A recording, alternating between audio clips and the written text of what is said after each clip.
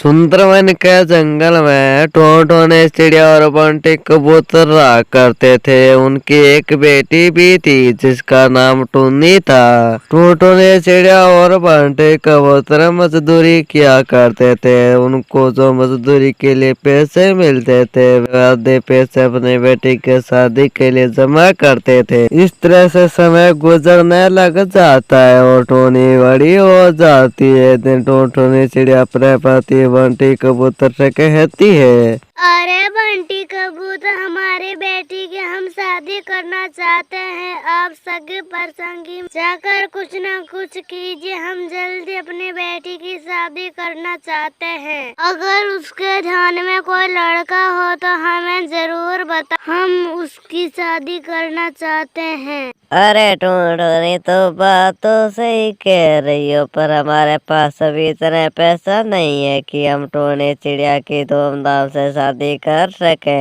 हमको टोनी चिड़िया को दहेज भी देना होगा, हमारे पास अभी इतने पैसे नहीं है। अरे जी, हम इस तरह अपनी बेटी को कितने दिन घर बैठा रखेंगे, कुछ तो करना होगा। तुम ऐसा करो, साहूकार कड़कनाथ से कुछ पैसे उधार लेकर आओ। धीरे धीरे हम उसका उधार चुका देंगे। ठीक है टोनी, मैं कल सेठ कड़कनाथ के पास जाकर बात करूंगा।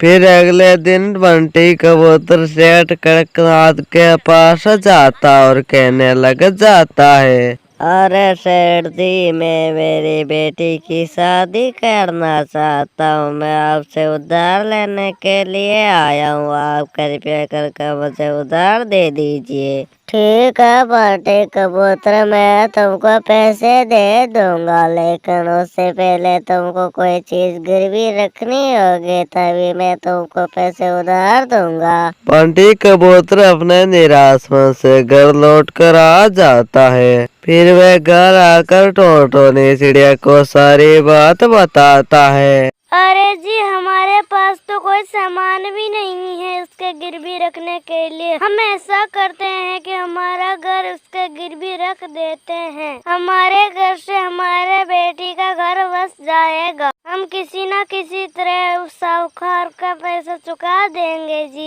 तो फिर ठीक है टोनी चिड़िया, तो बात तो सही कह रही हो। मैं कल ही अपने घर का कागज लेकर उस सेठ के पास जाऊंगा।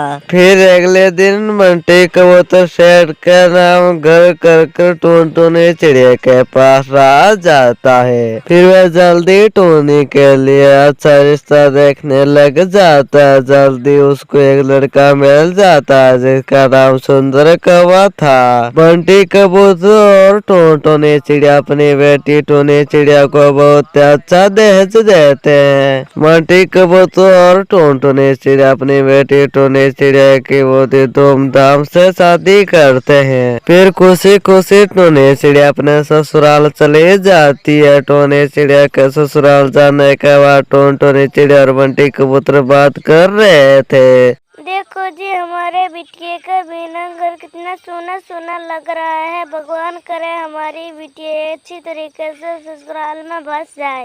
अरे हाँ हाँ टोनी, तुम एकदम से कह रही हो। चलो अब चलो, सो जाते हैं, सब हमको काम पर भी जाना है ना। और फिर टोनी चिड़िया और बंटी कबूतर सो जाते हैं। कुछ दिनों तक वे कड़ी मेहनत करते हैं और शेर का कर्ज चुका देते हैं।